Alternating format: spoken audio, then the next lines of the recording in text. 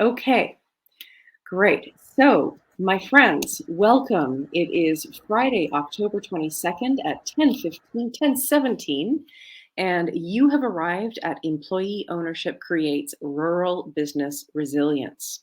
My name is Layla Roberts, and I am director of the North Coast Small Business Development Center. We serve entrepreneurs in Humboldt County and Del Norte and adjacent tribal lands. And we're also part of a very large and very successful network of small business development centers across Northern California that creates a lot of leverage and benefit for the Redwood Coast communities, including Mendocino. I just want to give a little shout out to folks. If you're coming from Mendocino, please go visit our sister organization, the West Business Center. They offer small business and women's business center services out of Ukiah and Fort Bragg. All right, so who are we and why are we doing this? One of the reasons that I was very excited to convene us today is because there has been activity that is not necessarily burst the bubble of public awareness yet in the North Coast community, especially in Humboldt, around creating energy for worker ownership and an infrastructure to support worker-owned enterprises. So who we have here together, I'm going to ask you to give your deeper story and credentials when you are prepared to speak, but I am so thrilled and so grateful that I was able to share Project Equity, which is a national organization that is growing so fast and working so. I think you might be touching your microphone because it's breaking up or something. Thank you. I don't know. How's this? Is this better? Yes. Yeah, that's okay. It's a habit of mine. I grab the laptop and then you can't hear me. Thank you, Morgan. You know me. So Project Equity that has been doing such extraordinary work, both within communities and on a national level, to help business owners convert to employee-owned enterprises, to make the case for municipalities to support that through infrastructure and marketing, and also to participate in policy work around that area. So they're really just a 100% effective agent for this kind of transformation. I also am so thrilled to welcome Morgan March, who is one of my dear co-conspirators in helping to conceive and create and evolve an infrastructure in this community to support cooperatively owned businesses. And he's going to talk a little bit more about what that looks like. But he's doing this both as a partner with SBDC, but primarily through a vibrant local organization called Cooperation Humboldt through their economic democracy program. So he's going to talk about both the larger sort of values framing and then the actual work that he and Tobin McKee and Kate Lancaster from yesterday's keynote and others have done to roll out a worker-owned academy in this community. I'm going to take you through a presentation that provides a bit of a broader overview. Then Morgan is going to talk about the worker-owned Humboldt efforts and why they're interesting and important for you to maybe consider participating in or replicating in another community. And then Miyaka Cochran from Project Equity is going to take us home with some really compelling information about employee ownership, the feasibility that a business owner might be interested in, as well as a story or two from community efforts in other places, in particular Berkeley. I want to thank you, Jason from Project Equity. He's going to be running the chat and the Q&A, making sure that you are well taken care of. And what I would suggest you do is, as Jason said, introduce yourself in the chat if you would like to, so we know who's in the room. Pop yourself over to the poll and fill those out. We'll give you some time and then share the answers. And please put your questions in the Q&A as you think of them. We will pause after every presentation to answer them.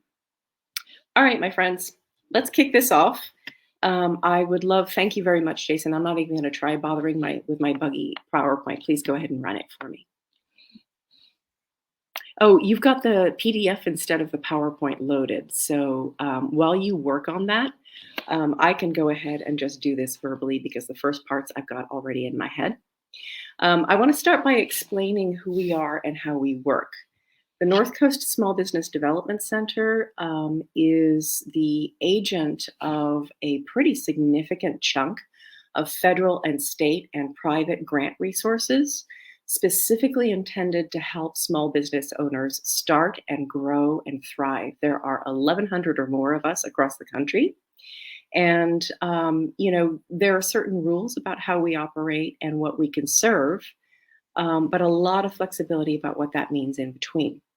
So we provide one-to-one consulting for people who want to start or grow a business. We deliver learning programs and workshops throughout the year, both at the local and the regional level. And we also are available to just answer a quick question. People call us and say, oh my God, I cannot figure out this business license form. Can you help me? Or how do I get these questions answered around my sales tax? So this is, a really powerful and valuable service agency, but there's also room for being a little bit visionary. So Miyaka, when you have switched over to the actual PowerPoint, we're going to get into some data, but I think that I can also just do it verbally. In the past year alone, we have helped small business clients access more than $12 million in capital. And even though it's been a pandemic year, we have supported the launch of 15, actually the latest number is 19 new businesses in the past fiscal year. This is actually a thing that happens in economic recessions, by the way, so it's not as surprising as it might seem. Go ahead and keep going. Well, I apologize. The PowerPoint actually isn't in the folder, so the PDF is all I have access to. Okay. Well, that's okay. I will keep talking to it, and I'll upload the PowerPoint while we're talking. So we serve hundreds and hundreds of clients a year. And lately, since late last year, dozens of them have actually been individuals who are interested in starting a cooperative enterprise. And a number of them have been people who have come back to us saying, hey, I was your client in the way back when I was just getting started, and now I want to come back and find out about employee ownership conversion. Next slide.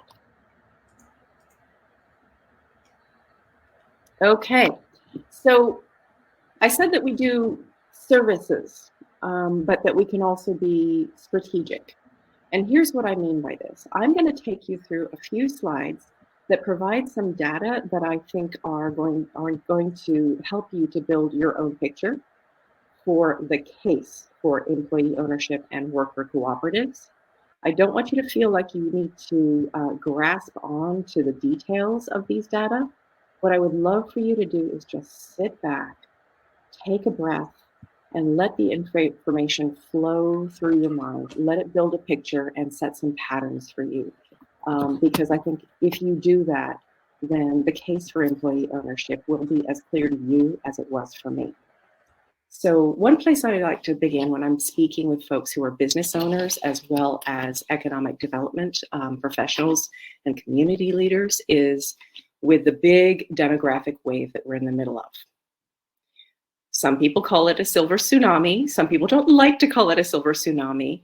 But the idea is that the baby boomer generation was very entrepreneurial.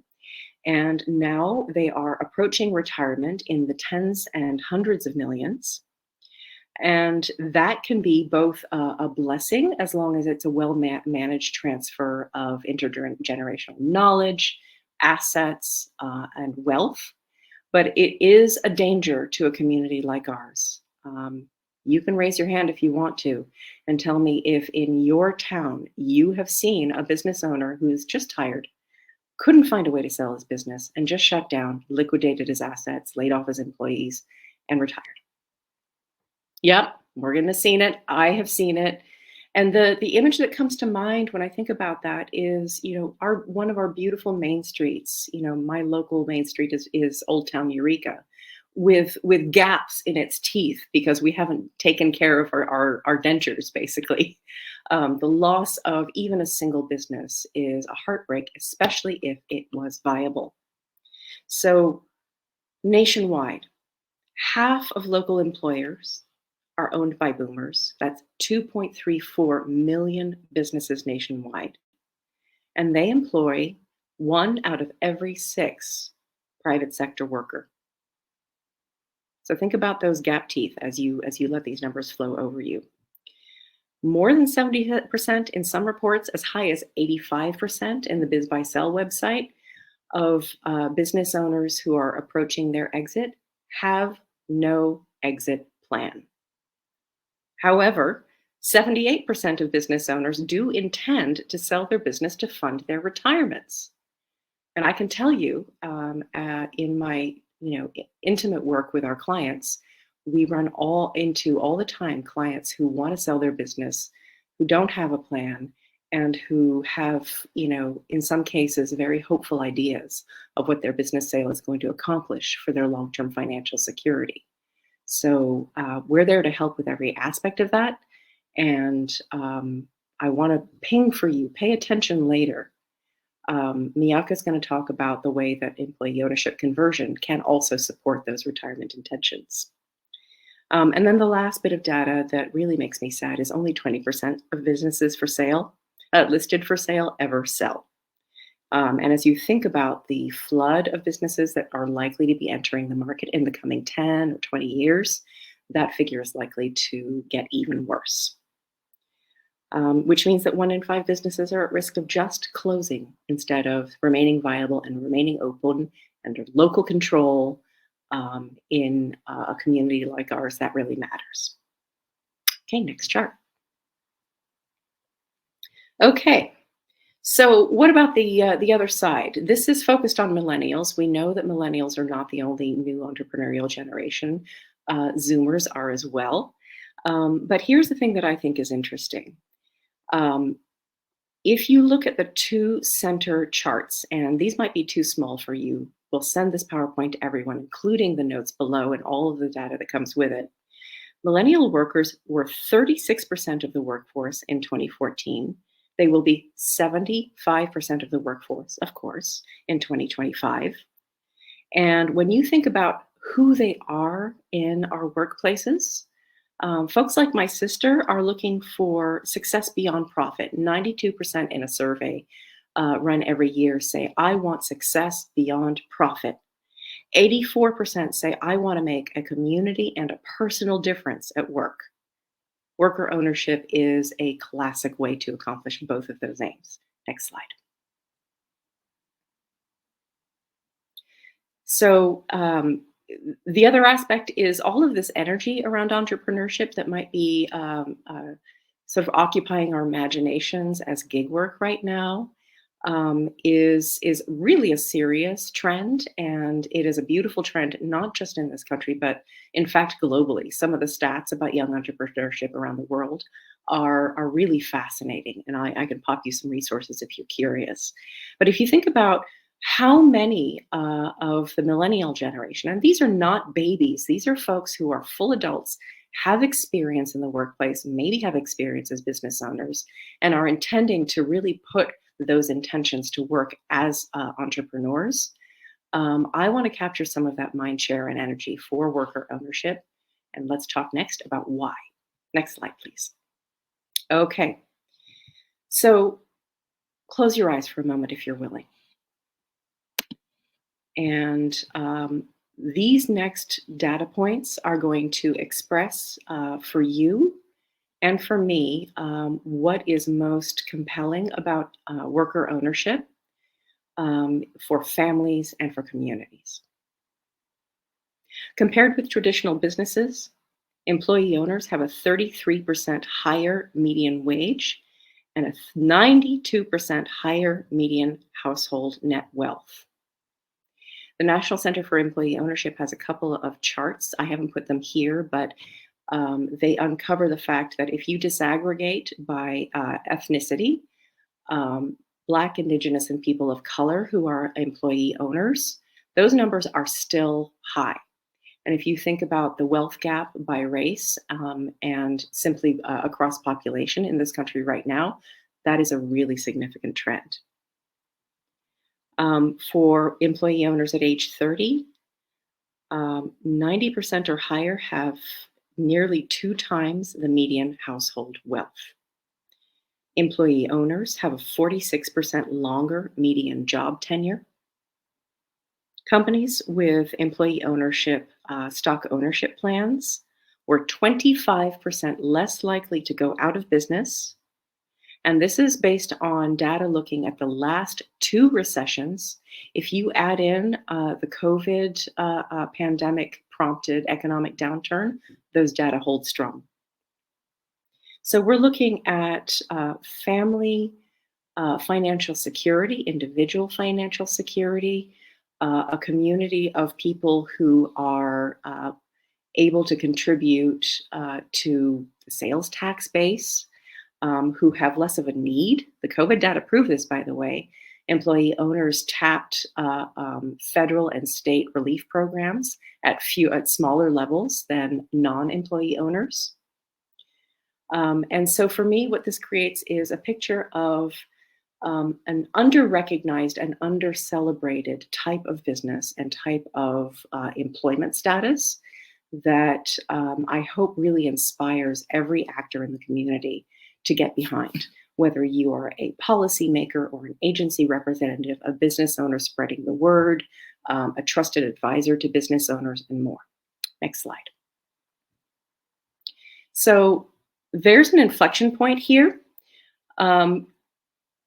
Buried in the 2018 Defense Appropriations Bill, Congress included something called the Main Street Employee Ownership Act. It had strong bipartisan support, and the nutshell explanation is the MSEOA of 2018, which was the end point of years of advocacy from groups like Democracy at Work and Project Equity, Sustainable Economies Law Center, and others, stated the following. It said, the Small Business Administration will instruct its grantees, the Small Business Development Centers, the Women's Business Development Centers, will instruct us to build up the capacity to support employee ownership among our client base.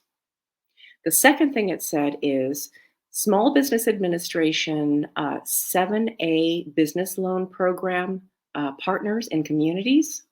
We are going to change some of our standard operating procedures to make it easier for you to use the 7A program to finance employee ownership conversions and employee ownership enterprise startups. There were some drawbacks to this law. It is an unfunded mandate. The SOPs, standard operating procedures, are taking a long time to come out. I saw them, though, earlier this year in our SBDC instructions from the federal government.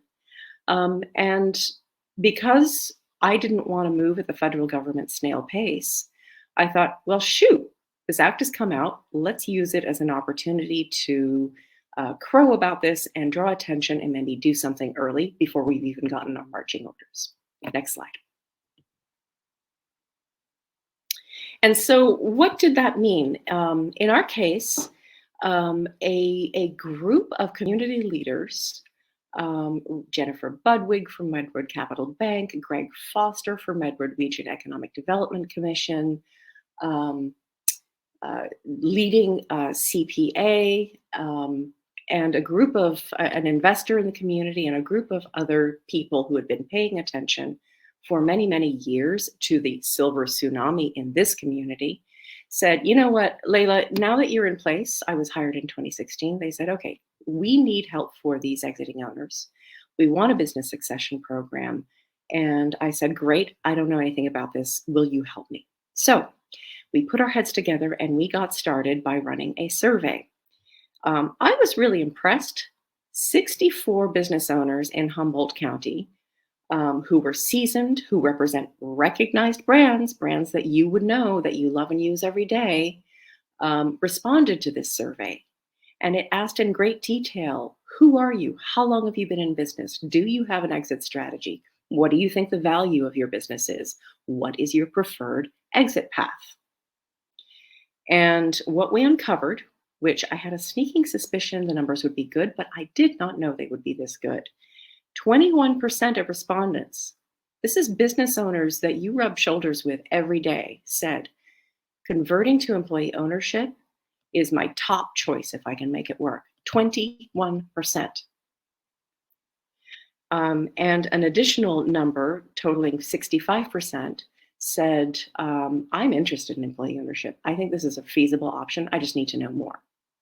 So we took that, next slide please, as permission to launch a few months later a one-day business succession program. Oh, previous one.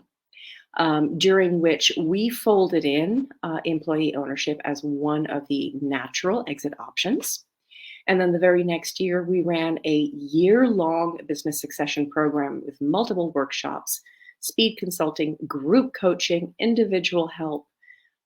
Next slide, please. That also, and you'll have to do it a couple bumps, there you go, that also included as a natural option in your exit path, converting to employee ownership.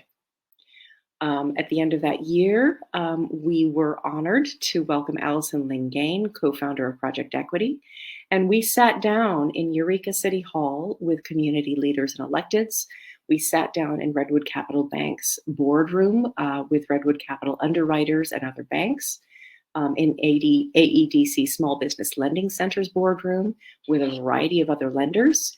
And we basically went on a roadshow talking about the structures and benefits of employee ownership. And I want to honor and appreciate the degree to which all of these community financial institutions have said, you know what, I am down to be part of a financing deal. Just bring me some deals and we'll figure it out. We also had the great fortune of welcoming a representative of a national community development financial institution, a guy named Mark Fick is their senior underwriter. It's called Shared Capital Cooperative. It is a cooperative. It's a community development financial institution, and they have been financing cooperatives and employee ownership conversions for 40 years. So that is how we started to build momentum and attention. Next slide. We also made sure that we had on our team a group of people who could talk to business owners about all of their business succession needs. Next slide. But the real stars of the show are the two partners in the group today, Project Equity, that has worked since, the beginning of 2019 with our community members, our business owners, helping them to assess the feasibility of their conversion interests and then actually helping them to navigate through that process. Miyako will talk about that in more detail. And then the then nascent community organization Cooperation Humboldt conceived and piloted a worker-owned academy in the summer of 2019 that caught my attention. We started talking and we decided to work with them as well. So this is an infrastructure in this community that never existed. In 2018, we had one worker-owned, worker-governed cooperative that I knew of, Restive Cleaning Cooperative, and a few employee stock ownership program enterprises that don't necessarily allow for worker direction of the business, but they do share the ownership of the business. Those numbers are dramatically different now. Next. Okay, so I'm gonna finish up with a rapid set of calls to action. If you're listening, please, if your eyes have been closed this whole time, open them back up. Sit up, get ready. This is what I am asking for you to do and to spread the word about. If you are a business owner who is interested in considering conversion to employee ownership, please join us on Friday, November 5th at 10 a.m. For a short webinar that Miyako is going to run on a little bit of the nitty-gritty of employee ownership conversion, something to give you some insights. He is also available for private one-to-one speed consulting sessions so that you can bring your specific questions and talk through your specific scenarios with him immediately afterwards. Also, if you're interested in starting a worker-owned cooperative, or you want to get together with a few folks and just figure out if this is for you, too bad. The Academy's full up this fall, which I'm so thrilled about. However, we do keep running the Worker-Owned Academy several times a year, thanks to the leadership of Cooperation Humboldt. So sign up next year as soon as we relaunch it. When I'm done talking, I will pop links to all of this in the chat. Next slide.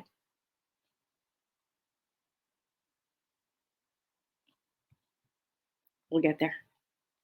If you are connected to or are a representative of a community lending institution, do what AEDC, REDEC, Coast Central, and Redwood Capital Bank have done, and come to us and let us expose you to some of the baseline variations in underwriting that are particular to employee ownership conversions and to cooperative financing.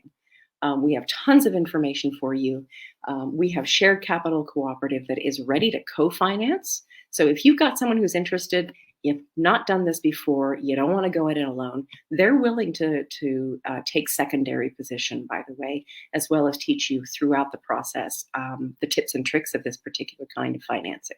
So come to us. Let us help you open up those relationships. Next slide. If you are a representative of a city or a municipality, a county, I've already had conversations with all the people on this slide and more. I encourage you to listen very closely to some of the stories that are emerging in cities like Bellingham, Washington, Santa Clara, California, Berkeley, California, Long Beach, and many, many more, because there's an opportunity for you as a policymaker and an elected official to get in on this action and demonstrate your leadership. Next slide. And then there is always room for leading organizations. I would encourage our workforce development boards to think about how employee ownership is one of a portfolio of workforce development strategies that could prove very beneficial. There are workforce development boards across the state, across the country, that are taking this on. And so when the time is right, we will connect you to them. Why not embed into the business and entrepreneurship programs of our dear partners at College of the Redwoods and Humboldt State University, and even Humboldt County Office of Ed for younger students, the principles of cooperatorness. These are good principles and practices for any employee as well as for worker owners. Next. And then finally, my final call to action is for trusted advisors. When I have conversations with our partners who are CPAs or attorneys who work closely with people of high net worth who are business owners, you guard and protect those relationships and your advice to those clients very carefully, as you should. So I would like to encourage you, if you're interested in exploring more, come to Miyaka and me, and let us help you to figure out how you can make your own intelligence building around employee ownership part of the value that you add to your customer base. Even if it's just, hey, let me help you talk through some of the feasibility aspects, and then I can pop you on to someone else who will then send you back to me when the time is right for your conversion. We don't want your clients. We want you to have this additional resource and information to enhance your services to your clients. Last slide. So if you're looking for business owners who are potentially ready for employee ownership conversion, consider that it's not just any business, it's a business that's ready to sell to anyone, including employees. So you need your cash flow, right? You need a few employees that are ready to take on. Someone who has a bit of a succession plan in their management team already, although we can help them work through that as well, and a history of having engaged employees. Next slide. So this is it. This is the moment. This is where I hope we're going to get folks jazzed and excited. We've been through a terrible year. The pandemic has been an enormous crisis for everyone. And at the same time, we started to see a spike in interest in both business starts and in employee ownership, even in the middle of the pandemic last July, which proves to me that the entrepreneurial spirit of our community members on the Redwood Coast is as strong as ever. And in a moment of crisis, there is opportunity. I want us to take this opportunity to grow our worker-owned ecosystem at a time when we need it more than ever to sustain financial security for families and for individuals and for communities. Thank you so much. Final slide is last. I went long, forgive me for that, but this seemed really worth taking some time to go over. Okay, Jason, you're my hero. Thank you so much for being the PowerPoint jockey. And I would like to turn it over now to Morgan March from Cooperation Humboldt. Please take it away. Hi, I'm Morgan March. I'm from Cooperation Humboldt, as already said, and I'm a cooperative developer, which means I'm a business advisor working with Lila and the Small Business Development Center. And we work with helping people create co-ops. That's what we do. We either that is conversions that can't work with project equity for some reason, or whether it is from the scratch creating from someone's idea. Do you want me to run my own slides? Jason, can you run my slides? Cool.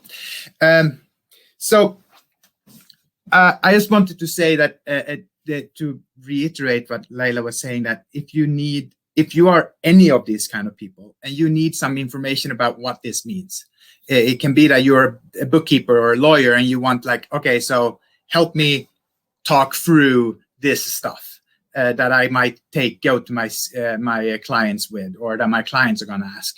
You're welcome to contact me or one of my cooperators at Cooperation Humboldt in the WorkerOwned program, and we are happy to like point you in the right directions. Whether that is for like here's cooplaw.org, which is a great homepage, or whether that is like this is the kind of way that the taxes work in Schedule T or whatever. You know, we can talk that through with you and get you right. And the same way is if you are interested, if you're a politician, if you're a business owner, if you whatever, we're here to help out doing speed consulting and answer your ideas or your questions. So I just wanted to open that to everybody, so you know we are here as a pool of knowledge. What we are doing with Cooperation Humboldt is to try to create a local ecosystem, a cooperative ecosystem, because we believe in economic democracy. We believe in democracy, and we think that should also apply to our economy. And most people live in their lives in a democratic country. But most of that day is spent in an autocratic work situation. Someone else runs the work for you. You are working for someone rather than you being able to be democratically input on that. And we believe democracy should span all the way through the society, including the economy.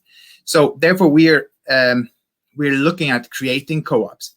I don't expect you to follow this flowchart here, but it's showing how we are trying to develop basically what we call federations of the co-ops, but basically a co-op integrated supply chains where you have a co-op farmers who sell to food producers who sell to a co-op that sell like a food co-op that sell the food at them, or to a restaurant or whatever it is, and that can all be cooperatively owned because co-ops work as a basic democratic one member one vote organizations rather than $1 one vote like most stock owned companies work like. And so that's for us, that's like part of our mission, and that's why we have tried helping people create these things. We don't intend to run this federation. We intend to help it be created, and because that is our mission, to supply a local, resilient, sustainable economy that can take care of all our needs. So that's what we are trying to do with our programs here. Can you change slide?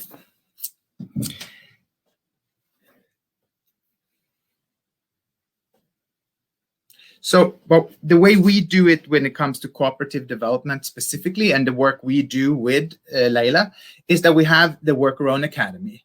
In the WorkerOwned Academy, we run a six-session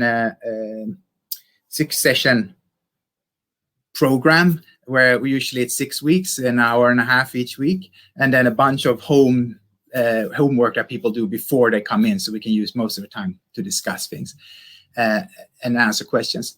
And most of the time we actually spend on the development process, what it means to develop a cooperative, what it means to work in a group, how we facilitate and work with consensus or democracy or run meetings, how we do decision making and management structures, and then we go also into the financials and the legal specificities for co-ops.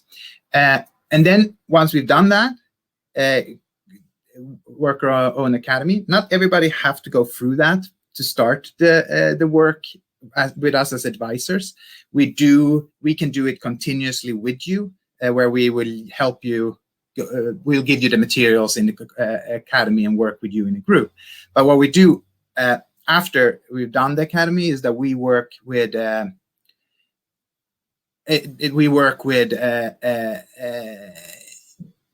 individuals or groups, preferably 3 to 7 people, who wants to create a co-op. And we work through the whole process that you can see. It's outlined here. It's not very clearly outlined, but we work you through from idea, building your team, building your business, all the way through to legal incorporation and beyond. We will help you after you've done that business plan. We can be there and help out, advise you on how to grow your revenues or whatever. We're business advisors with a lot of background, all of us, in business. Kate Lancaster is a professor of from HSU and sustainable businesses and CPA, for instance. So we have a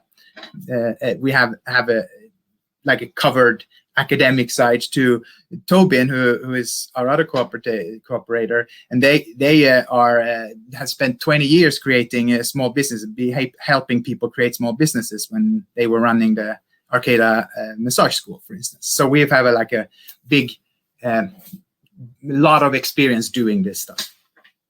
That said, we have the incubator. It's called a WorkerOwned Incubator, which is where we help these co-ops on to create them. And not everybody makes it into the incubator. We won't take in ideas that we don't really think is worth spending, because we spend more time on those incubator than we are actually getting paid for from SPDC. We only work, but we do work as advisors for the SPDC too, for those who are like thinking about it, and we can help them. Okay, this is where you have to be at to get into our academy. But we won't work every week with you at that point. Anyway, that's what we do with that. And then the last, if you have any questions, please just ask them and I will address them too in the Q&A or chat. Last slide, Jason. And just as an example, we started this program last summer, 2020. We started working with SPDC in 2021, basically, late 2020, and around that time, around the time of the new year, a group came to us with the Morgan King from HSU, is a sustainability professor there, and then we gathered a group around his idea of a pedal-powered composting co-op, where they will use their bikes to pick up compost and bring it to their composting sites in Arcata. And this group came together and we worked with 3 months with them, which is a record-setting time frame, and they incorporated and they're running their business now and growing their business. It's not a profitable business that employ all five members full time yet. No business is when it's just started. But we got a really quick turnaround with this cooperative because they came in with a very strong idea. There was a really strong group that came around it, and it was clear what they wanted. They didn't need to discuss a lot of the things, but there is a lot of things to be discussed usually around how to run your meetings, how to make your decisions, how to structure your organization. So usually we say it takes 6 to 18 months to start a co-op. That's the framework to start one. Conversions can be quicker because you don't necessarily have to develop the whole business idea because you already have a business. You just have to develop how that will convert. But from scratch, the 3-month creation is a dream. But usually we, as I said, 6 to 18. And these folks are currently picking up a compost in Arcata and running their company, and we're really happy to share that successful story with you today, and to say this is really imminently doable. You just have to kind of decide, and then you have to decide whether it's a clear-cut thing or if you need to take more time with your particular circumstances. So that's my little spiel now, unless there's any questions that I am not aware of. I will note that we'll make time for a little bit of discussion at the end. And if you haven't filled out the poll, you have 2 more minutes before we close it and launch the answers. Thank you so much, Morgan. Looking at the Q&A, I don't see any particular questions right now, but I do see somebody, Kimberly White. Thank you for saying that. So excited to attend the Academy next week. Glad you're signed up, and I will see you on Tuesday. Yaka. All right, thank you so much. Awesome presentations, Leila and Morgan. So wonderful to hear your perspectives and insights, always very exciting. So I'll be talking now about project equity, the work we do, and share some of the knowledge that we have as well. So what I would like to do before I get into that, I will share it later, but I'm going to put into chat my meeting booking link. So I am available to not only business owners, but any others in the community, whether you're a business advisor, for a free consultation. So if you're interested in learning more about the different models of employee ownership, about how it could fit, if you're trying to incorporate it into your toolkit as a business advisor and you'd like to have that in your pocket, or if you're a business owner and you want to get some estimation about the viability of your business as an employee-owned entity, happy to be able to do that. So take advantage and click the link, and I encourage you to also join my event hosted by North Coast SBDC on November 5th. And I'll be doing another presentation there. So I'm going to share my screen now.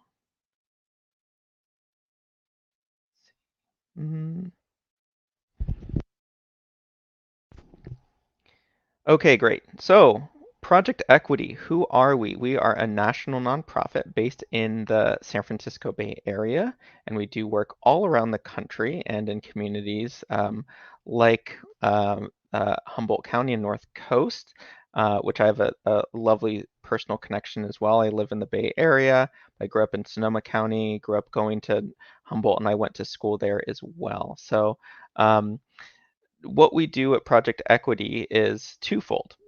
We both educate and activate employee ownership.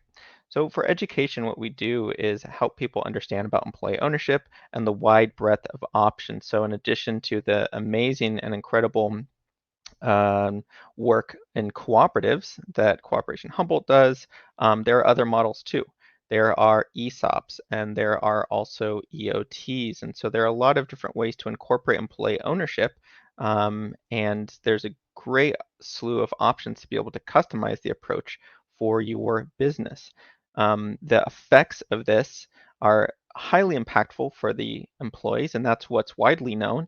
But what is not as widely known is how amazing that these business models are at impacting communities and business owners looking for options as well.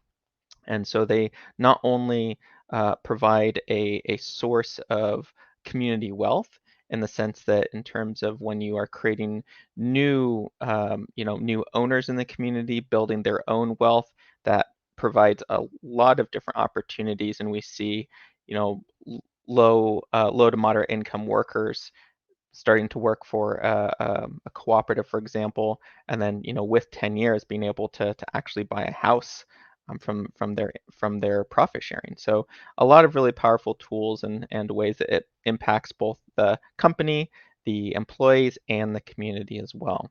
And so what we focus on are employee ownership transitions because as Layla shared, about half of the independent businesses that have employees in the U.S.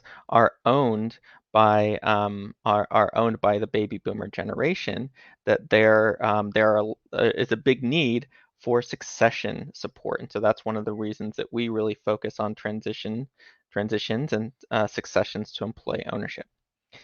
Now, what is an employee ownership transition? So on a very basic level, how we do this is it's a sale of a business or its assets or stock to a new entity with employee owners. So functionally, let's say a cooperative is established.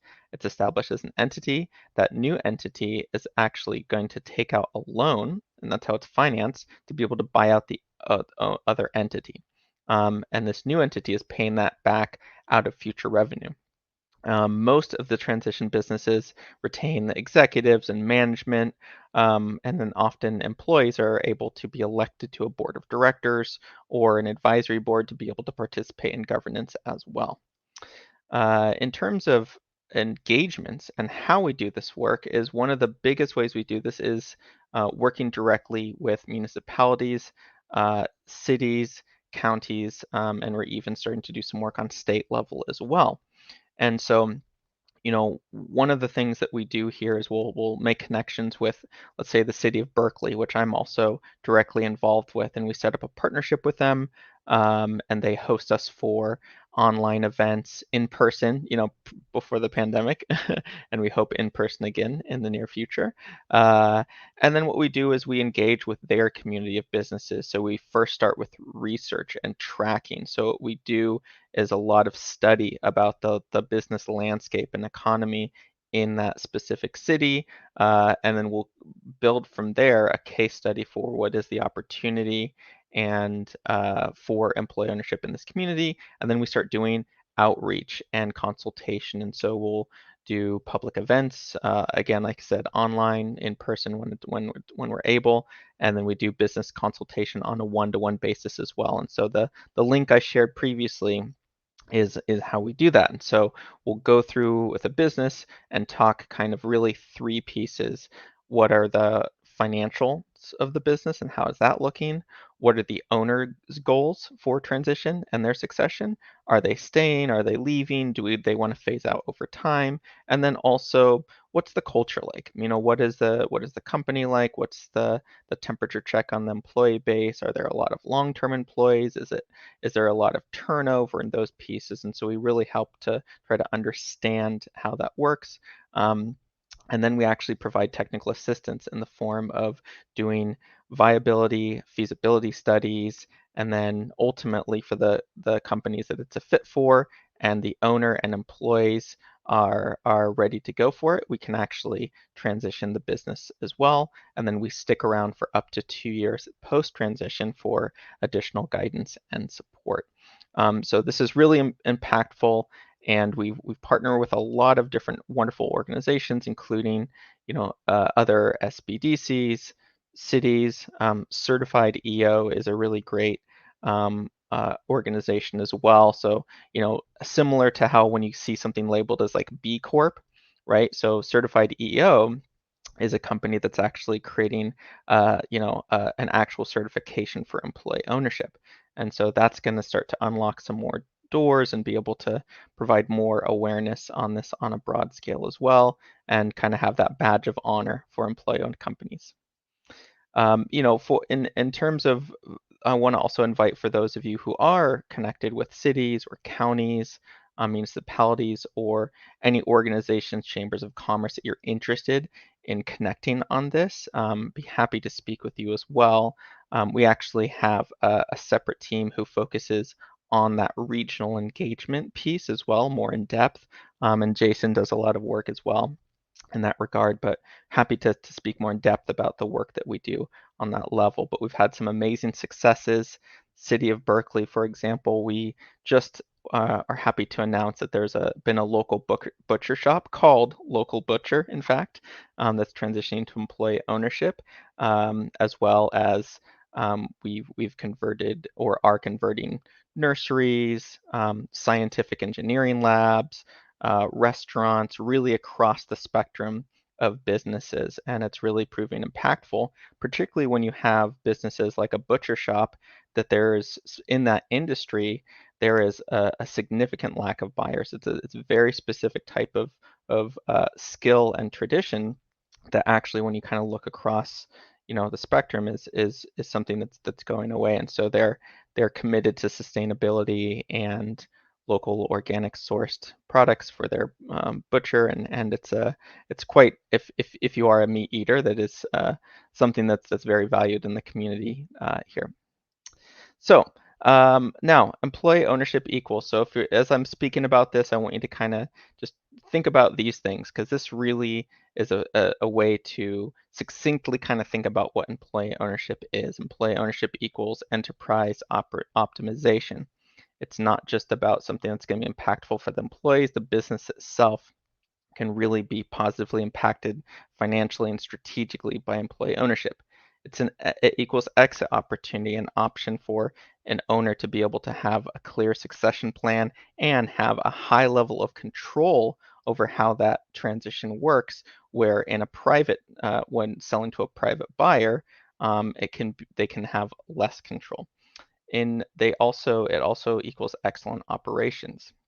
Having an ownership mentality and commitment to that business as an owner employee really is powerful and transformative, and that translates into people really caring about the work and investing in that work because they have a sense of ownership and feel rewarded for that work that they're putting in. It also equals enduring organizations. So employee-owned businesses actually statistically tend to stay open longer and weather economic downturns better than their privately owned peers. And then last but certainly not least, it equals equitable outcomes. And so this is something that's really impactful in terms of being able to see the employees and the community really be able to benefit from the employee ownership model. Now, here are some of the more specific advantages. This is something that is often a misconception, is owners sometimes think like, oh, well, I have to sacrifice on my sales price to sell to the employees. This is going to be a charitable thing. They're not going to be able to afford it. And that's largely not true, actually. So there's really a win-win, and we perform what's called a debt capacity analysis. So we actually look at financial projections, and we scope out what is the debt that this business can sustain over about a 5 to 8 year period, so it can pay itself back out of future revenue, and so that the owner can get a fair sales price as well.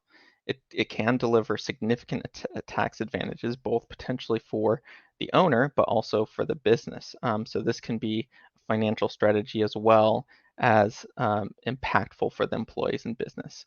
And the owner is also able to be in the driver's seat. And so unlike a situation where you're selling to a private buyer and sometimes you may be working with a broker, not that there's anything wrong with a broker, it's going to be a negotiation, and there's negotiations involved with employee ownership transitions, but it's much more of a collaboration, and the owner is in the driver's seat in terms of the timing and process of this.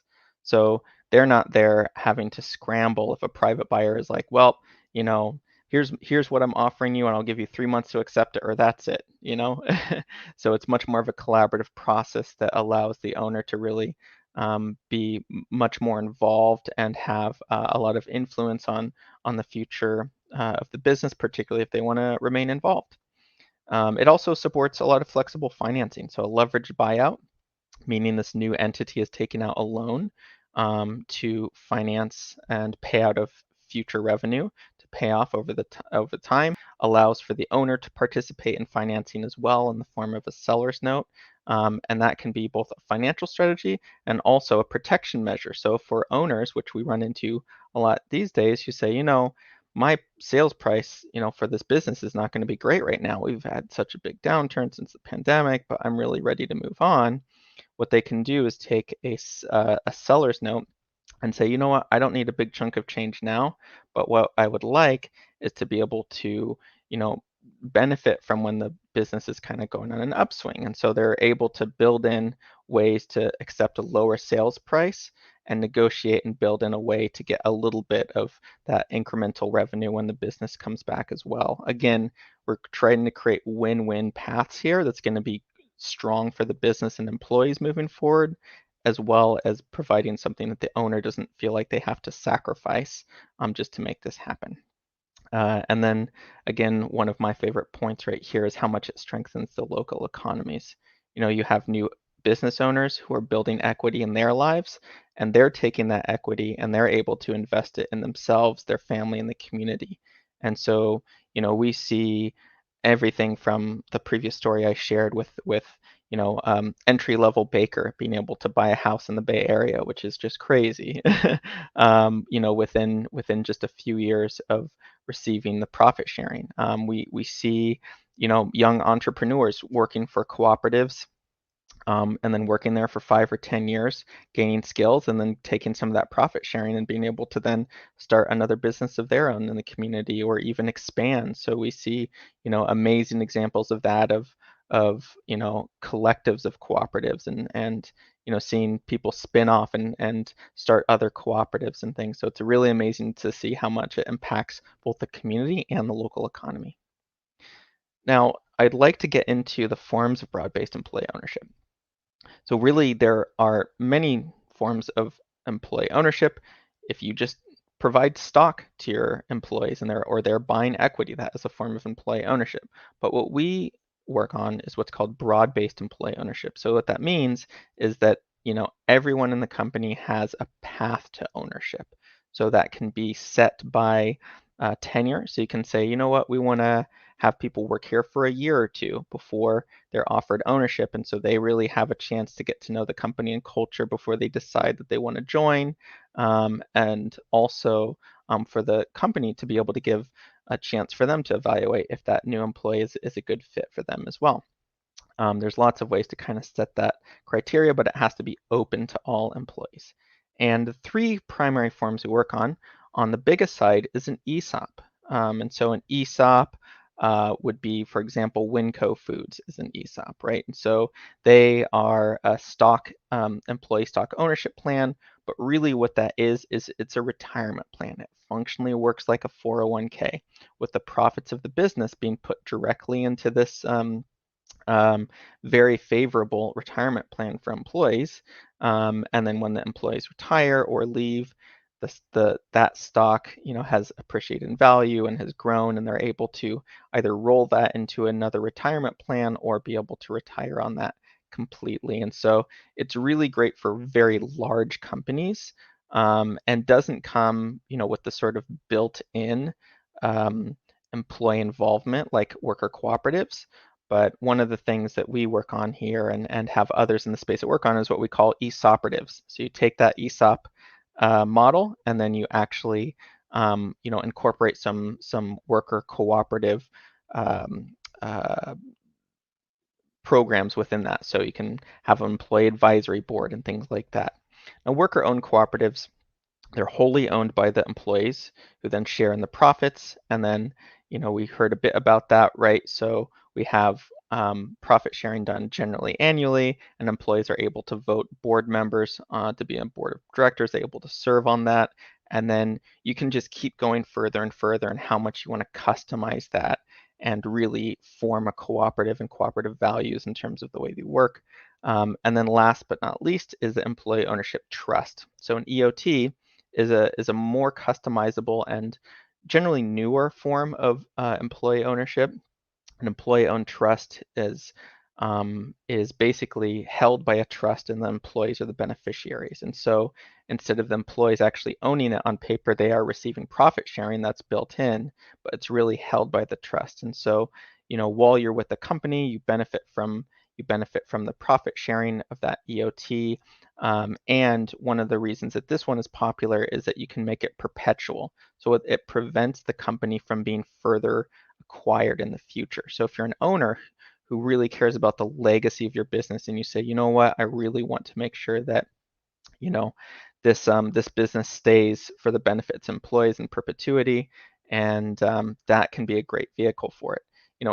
It was started in the UK, and the example I use is, let's say that you're the owner of a 200-year-old pub, and you don't want it to get sold and turned into a McDonald's, so you make it a trust, a perpetual trust. Now, let's get into a little bit of the mechanics of how it works. So a sales price and deal terms are finalized. So we do that debt capacity analysis and say, like, what debt can this business pay to bear to pay off over the next 5 to 8 years roughly. And here's a range of sales prices based on financing scenarios. The owner generally will select a core group of employees to represent the buying side. So it won't be necessarily the whole employee base, but it'll be, a mixture of maybe management, long-term employees, etc. Small group to represent the buying side. They together formalize the deal.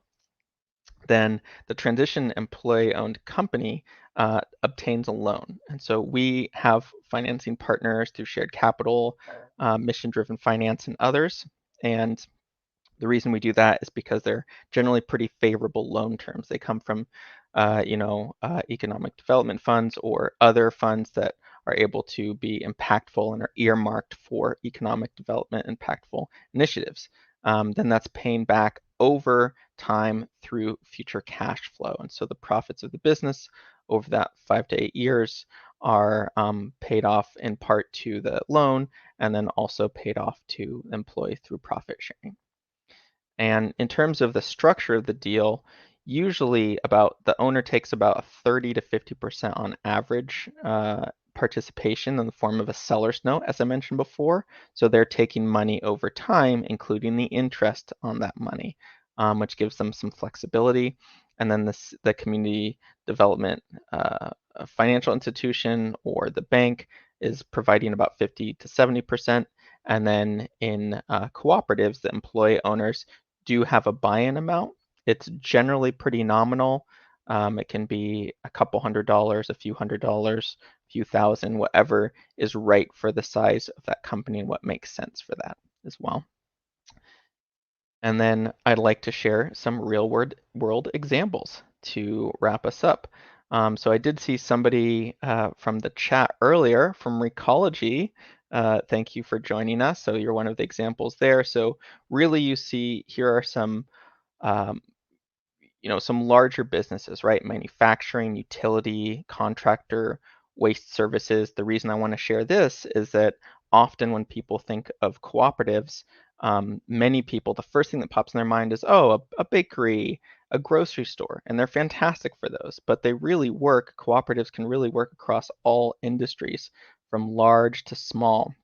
The largest cooperative is Mondragon in Spain, and they're a multi-million dollar huge company with hundreds and hundreds of employees. I think actually thousands of employees, and so they really are examples across the spectrum. I think it's like 24,000 employees in Mondragon. Oh, 24,000. Thank you, Morgan. That's excellent. Yeah, so it really is. There's a lot of association with sort of smaller local Main Street businesses, which they're fantastic for, but the model itself scales really, really well. And some of the most powerful examples are very large companies for cooperatives. And some of them, like Delta Pipeline, are ESOPs, and they take advantage of being a large company, and they have employees that are there 10, 20 years on average, and for them, the ESOP really makes sense. So one of my favorite examples also is the California Solar Electric Company. So this is in Nevada County, in the Sierra foothills, and they are an incredible example because the owner, stuck around and said, this is we are at this pinnacle point where we can expand and continue to expand to other areas across the state and maybe even out of state. But we really want to double down on this community. We love being here in Nevada County. We want to double down and say that we want to focus on our community and serve our community as best as we can. And a cooperative was a way that they wanted to do that. They wanted to engage and reward their employees. They transitioned, and then the pandemic hit, and unfortunately, the employees got to the point where the employees, they were employee owners, had to be furloughed in this, right? And they were really having a hard time. But because they were also employee owners, they got together while furloughed and they were like, hey, we need to figure this out. And they came up with a new business idea. And so they said, these fires are happening. We have the pandemic. Let's build backup generators. Let's sell backup generators. And so they created this new product.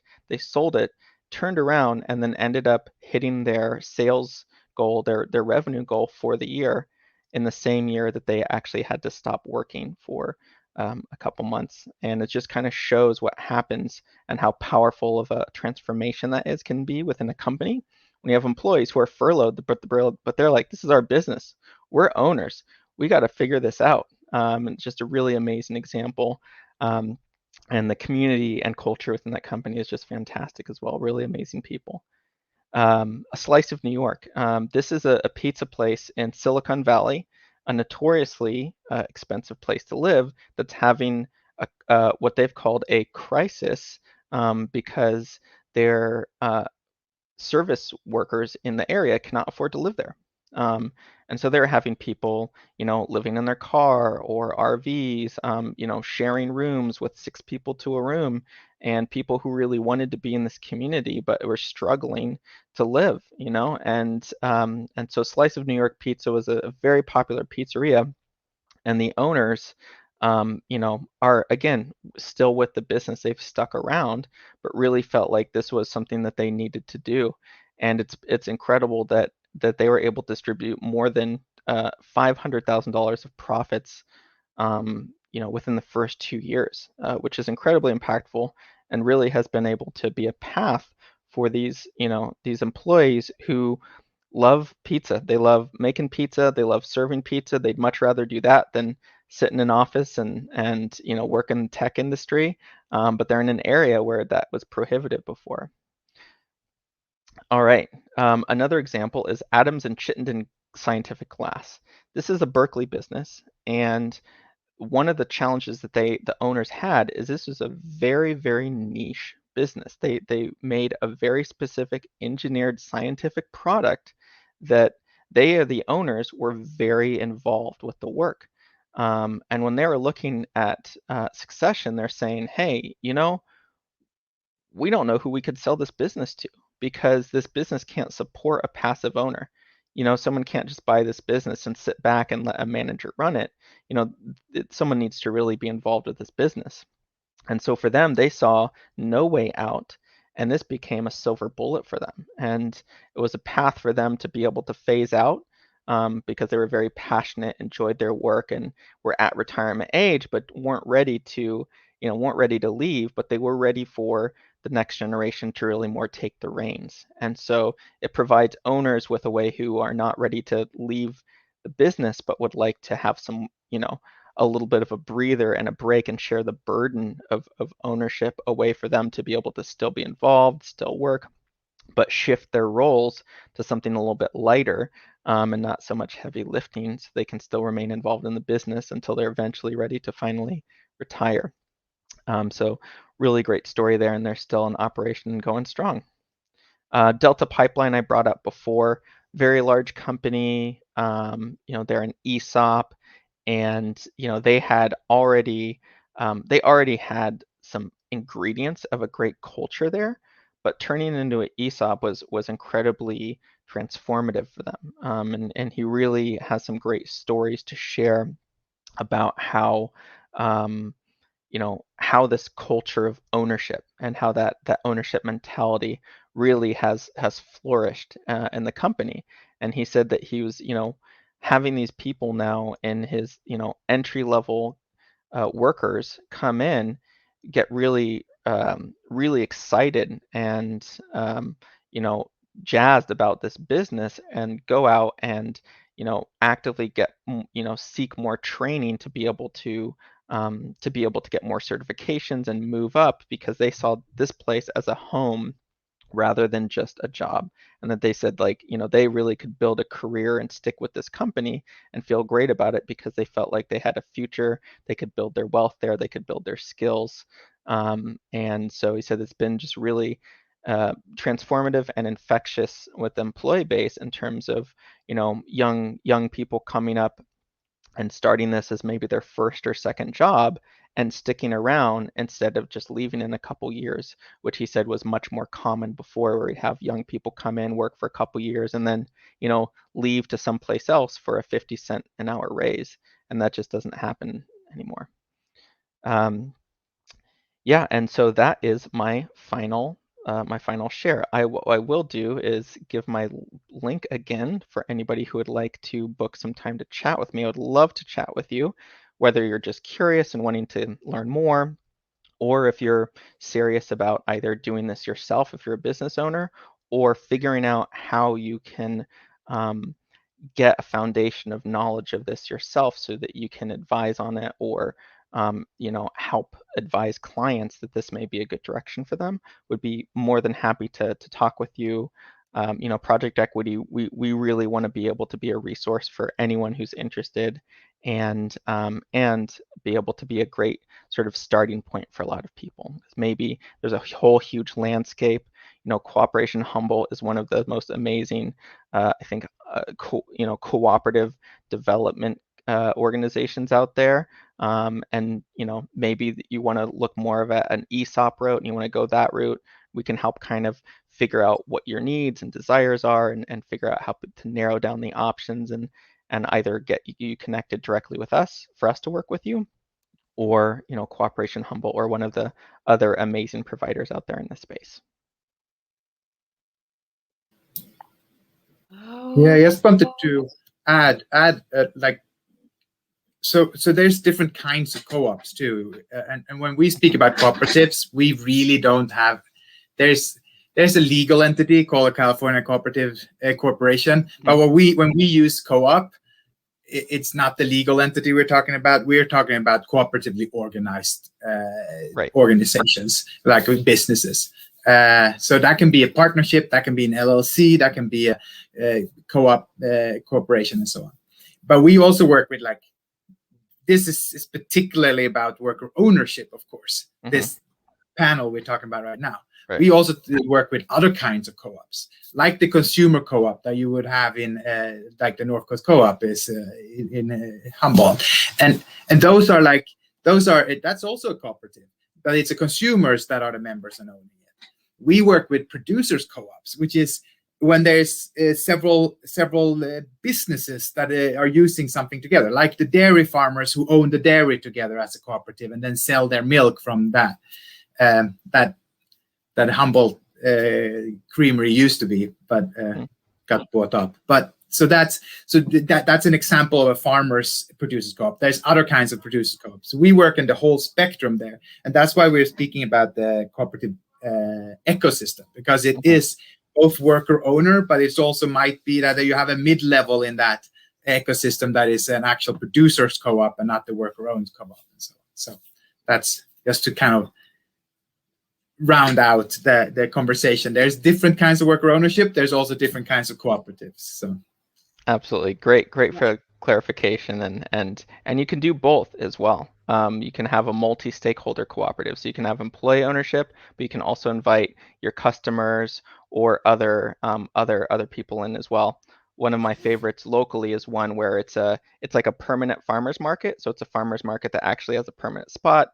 They're actually its own business with its own workers, but then actually the farms are also owners. So you have the employees who run the actual farmers market who are owners, and also the farms. So it's just an amazing collaboration of both of them to be able to do that. And the farmers don't really get involved with the day-to-day operations of that, but from a big big strategic standpoint, they all share that responsibility of governing the operation.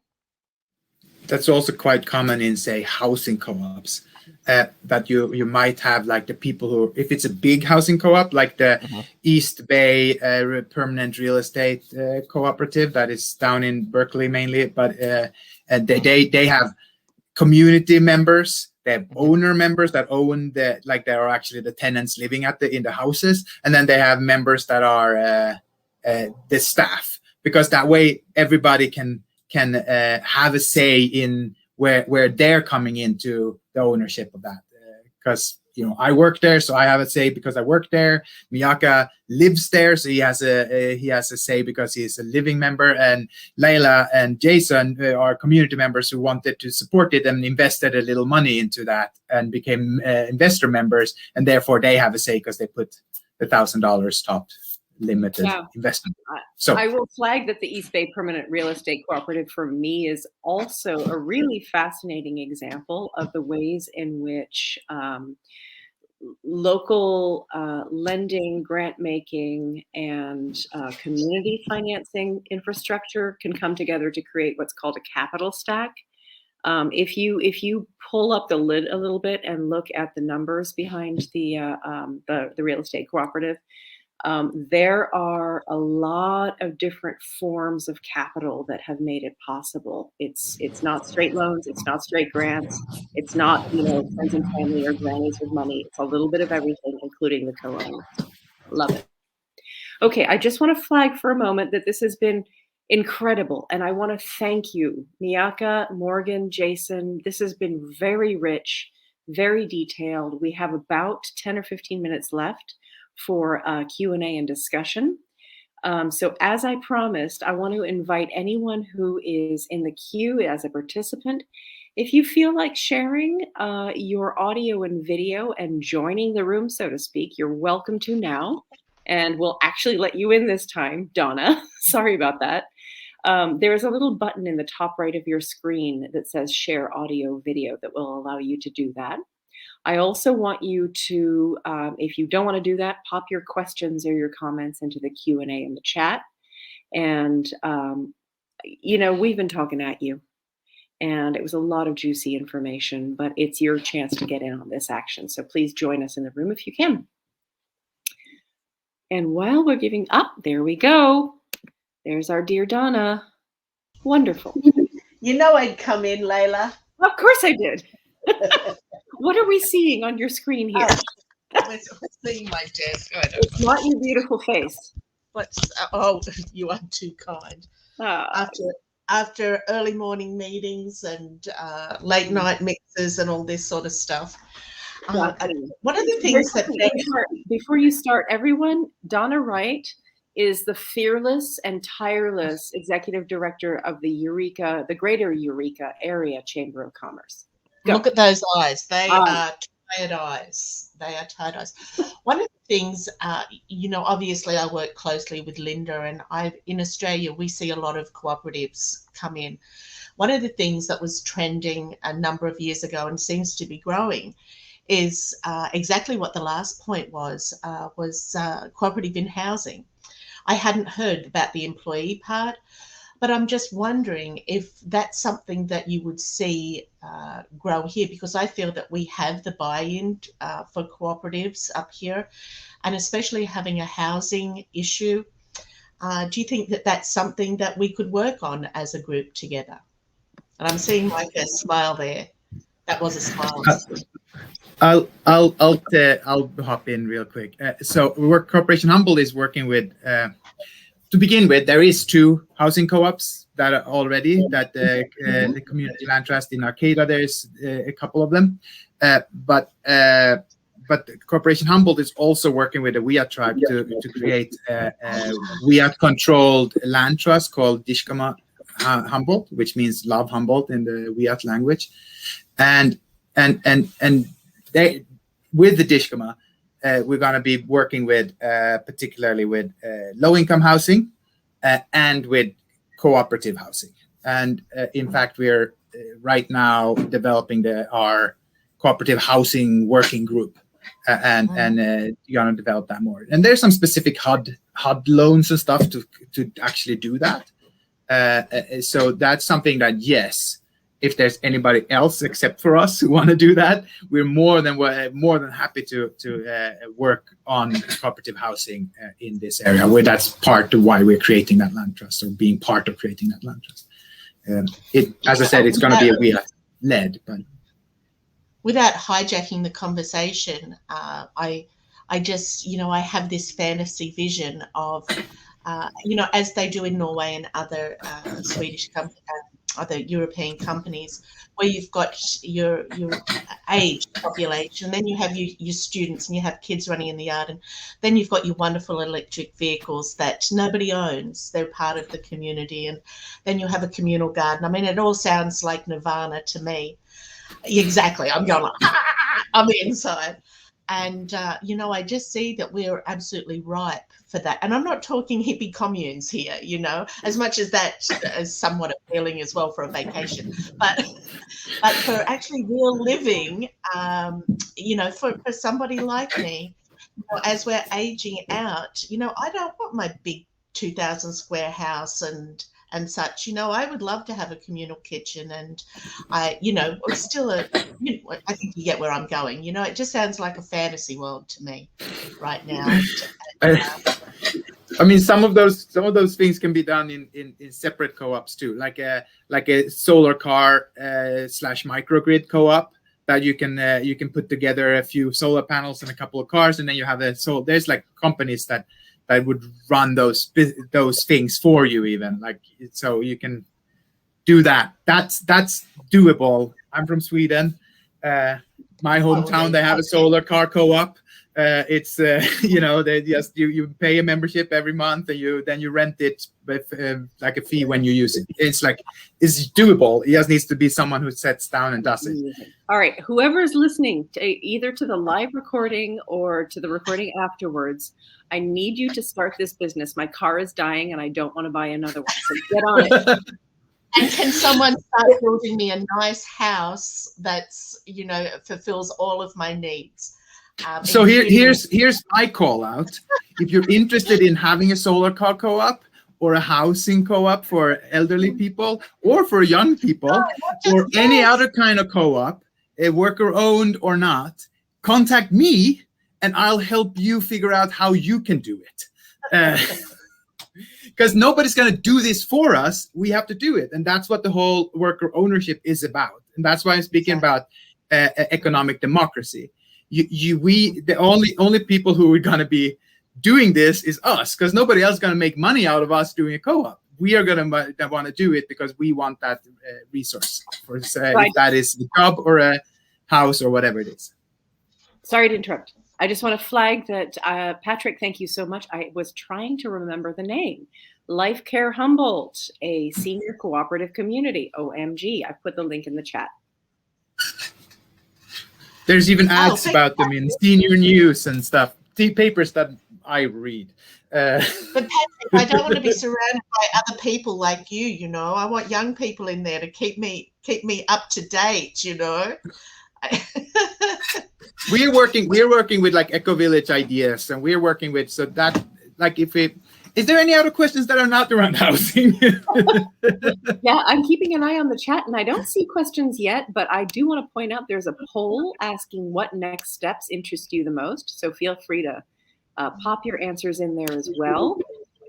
And the invitation is still open. Join us in the room if you want to share your audio and video and shoot the breeze for a bit. We've got 5 more minutes.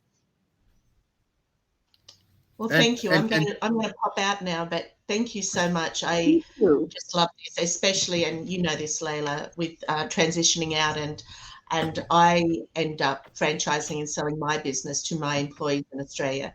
So, it can be done and it can be successful. And, I just appreciate this, and I'd love to be, Layla, in anything that you're doing around this. But thank you so much. That was an amazing session. Thank you for your energy, Donna. So Linda is saying, I don't have video or mic on my computer, but would love to see PR celebrating employee ownerships in this community. Maybe that'll bring more people to this method of business. Amen, sister. Absolutely. One of the things that we do at the Small Business Development Center is we preserve client confidentiality until we get explicit permission to share some stories. But also, there is enormous value in using stories to build energy and awareness.